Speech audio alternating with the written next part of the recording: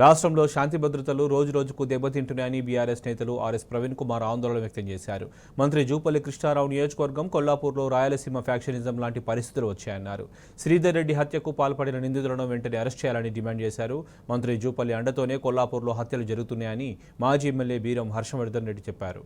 తక్షణమే జూపల్లిని మంత్రివర్గం నుంచి తప్పించాలని ఆయన డిమాండ్ చేశారు. సీఎం రేవంత్ రెడ్డి కాంగ్రెస్ ఇచ్చిన హామీల నుంచి ప్రజల దృష్టి మళ్లించడానికి హత్య రాజకీయాలను ప్రోత్సహిస్తున్నారని మాజీ ఎమ్మెల్యే గువ్వల బాలరాజు మండిపడ్డారు. కర్నూలు జిల్లాలో ముఖ్యంగా కొల్లాపూరు, అచ్చంపేట, నాగర్ కర్నూలు నియోజకవర్గాల్లో రోజుకు శాంతి భద్రత పరిస్థితి అడుగంటిపోతున్నది.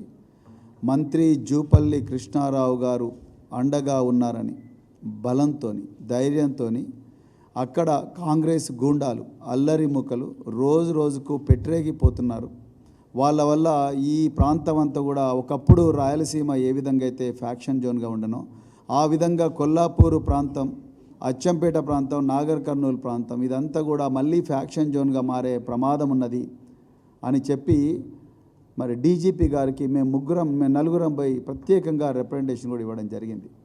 ఇలా బాధతో మాట్లాడుతున్న విషయం ఏంటంటే ఆ రిప్రజెంటేషన్ ఇచ్చిన 10 రోజులకు ప్రజాప్రతినిధులకు రక్షణ కల్పించలేకపోగా ఇలా నిన్నగాక మొన్న మా సీనియర్ నాయకుడు శ్రీధర్ రెడ్డి గారి హత్య లక్ష్మీపల్లి చిన్నంబావి మండలంలో జరిగింది.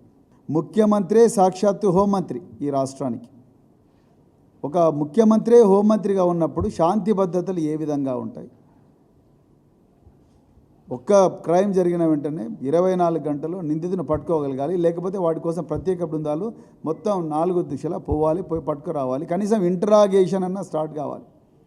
ఇలా మర్డర్ జరిగి, శ్రీధర్ రెడ్డి గారి మర్డర్ జరిగి 48 గంటలైనా ఇంతవరకు ఒక్క నిందితుడిని కూడా పట్టుకోలేదు. కనీసం తల్లిదండ్రులు, శ్రీధర్ రెడ్డి గారి తల్లిదండ్రులు 80 సంవత్సరాల వయోవృద్ధులు, పాపం వాళ్ళు చాలా ఓపెన్గా చెప్పారు, ఎలాంటి కల్మషం లేకుండా చెప్పారు. నా కొడుకు హత్యకు కారణం జూపల్లి కృష్ణారావు మనుషులే అని చెప్పారు. ఇదే వాళ్ళు ఇచ్చిన స్టేట్మెంట్. ఆ విషయాన్ని ఎఫ్ఐఆర్లో మేము బాధిత కుటుంబానికి సంబంధించిన వ్యక్తులు ఎఫ్ఐఆర్లో అంటే కంప్లైంట్ పోలీసులకు ఇచ్చిన కంప్లైంట్లో ఈ జూపల్లి కృష్ణారావు మనుషులే అని చెప్తే స్థానిక పోలీస్ అధికారులు ఈయన పేరు తీసేసి మాకు కంప్లైంట్ ఇవ్వండి,